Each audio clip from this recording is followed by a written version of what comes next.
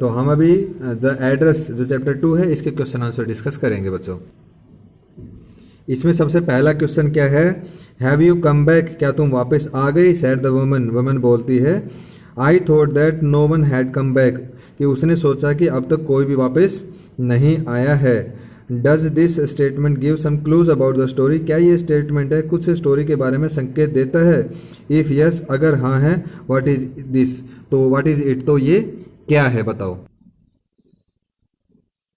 वो क्या कहती है, the narrator of this story is a young girl, ये जो कहानी बताने वाली है वो एक जवान लड़की है, ठीक है।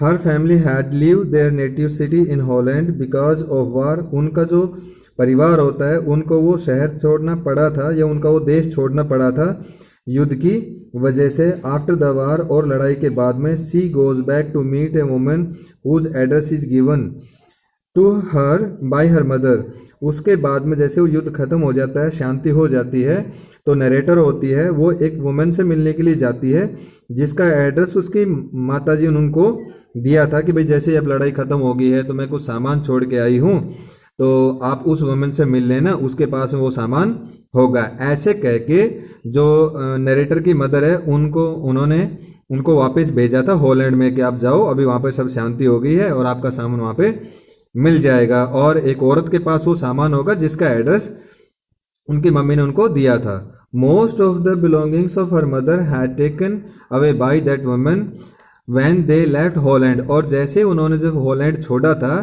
तो उसी दौरान ज़्यादातर वस्तुएं उस औरत ने अपने पास में रख ली थी। The narrator goes there in order to meet the woman and have a look at the belongings of her mother.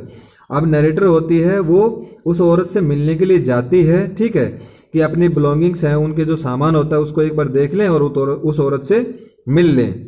Van she knocked at the door, और जैसे ही वो दरवाजे को खटखटाती है, the woman open the door, और जो वुमन होती है उन्होंने उसको दरवाजा खोल देती है। द गर्ल इंट्रोड्यूस हरसेल्फ, और जो लड़की होती है उसने अपना परिचय देती है। The woman is shocked that the daughter of her acquaintance woman opens the door, और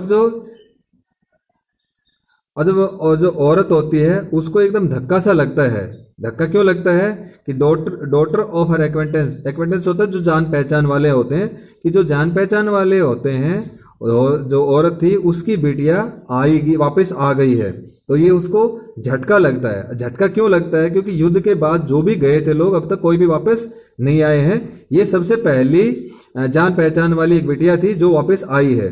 सी told her that she had thought that no one had come back, अब जो वुमेन बोलती है उस लड़की को, क्या मैंने ये सोचा था कि कोई भी वापस नहीं आएगा।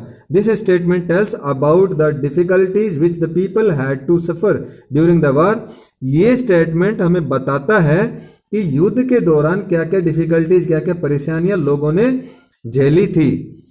A lot of people had to leave their native place and had not come back, कि बहुत सारे लोग थे जिन्होंने अपनी पैतृक जो जगह थी, नेटिव प्लेस होता है जहाँ पे उनका जन्म हुआ है, उसको वो छोड़ के चले गए थे और अब तक कोई वापस नहीं आया था। The narrator too had not come back permanently, और जो नरेटर होती है, ये जो लड़की होती है ये भी वहां पे परमानेंट नहीं आई थी, वो सिर्फ अपने बिलोंगिंग्स है उनको देखने के लिए आई थी। She has come only to meet the woman, और वो सिर्फ उस औरत से मिलने के लिए आई थी, इसलिए उस औरत को ऐसा लगा था, एकदम झटका सा लगा था कि देखो अब तक कोई भी नहीं आया है, मैंने तो कभी सोचा नहीं था युद्ध के बाद कोई वापस आएगा भी, लेकिन ये वापस आ गई है।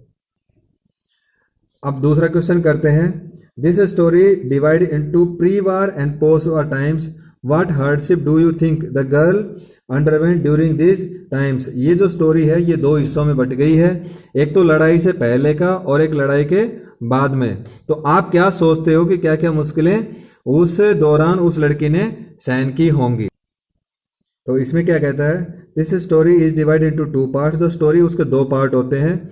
आफ्टर वार, लड़ाई के बाद का, the narrator goes back to her native country, लड़ाई के बाद में जो नरेटर होती है वो वापस अपने जो पैतृक जो जगह होती है जहाँ पे उनका जन्म हुआ होता है वो अपने देश में वापस जाती है। But through the recollections of the narrator, we know about the conditions of the past. अब उनकी जो यादें हैं, उनकी जो, उसी से हमें परिस्थितियों का पता चलता है कि उसके बाद में उनका क्या हुआ होगा। द प्री वार डेज, लड़ाई से पहले के दिन थे, उनके बारे में बताया है। The life of the people was tough, लड़ाई से पहले के जो दिन थे वो बहुत ही मुश्किल थे। The war was about to begin, लड़ाई अभी होने ही वाली थी, युद्ध अभी होने वाला था। It was clear that many would have to leave their country, और ये बिल्कुल क्लियर था, स्पष्ट था कि बहुत सारे लोगों को ये अपना देश छोड़ के जाना पड़ेगा। The narrator's mother was acquainted to a native women, और जो नरेटर की जो मदर होती है उनको एक जो पास की एक औरत होती है उनसे उनकी जान पहचान होती है।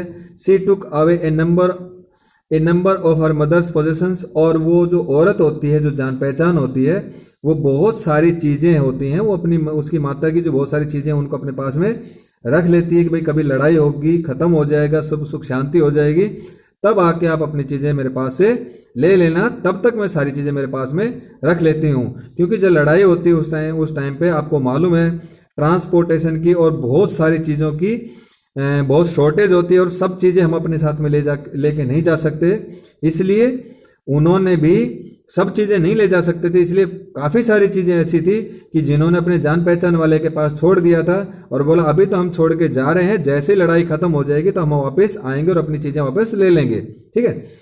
She told her that she would save all those things, और उन्होंने बताया था कि ये सारी चीजें वो अपने पास में सुरक्षित रखेंगी। It would be easier for her to leave the country without the possessions, और उनके लिए बहुत आसान हो गया था देश को छोड़ के जाना इन चीजों के बगैर। चीजें नहीं होंगी तो सामान कुछ में नहीं रहेगा, तो उनके लिए कंट्री छोड़ के जाना बहुत आसान हो गया था। We also know that there was a shortage of things in the days immediately before the war, और हमें अच्छी तरह से मालूम है कि लड़ाई हुई थी, बिल्कुल उससे पहले बहुत सारी चीजों की बहुत ज्यादा कमी हो गई थी। The people could not get good bread, they could not sleep in the night without disturbance, और लोगों के पास में ना खाने की चीजें थी और ना ही वो ढंग से रात को सो सकते थे।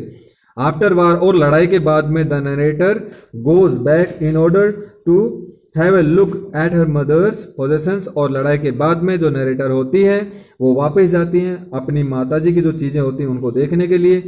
दस we see that she had to undergo a number of hardship, और इस प्रकार हम देखते हैं कि वो इस लड़ाई के दौरान में बहुत सारी कठिनाइयों का उन्होंने सामना किया था।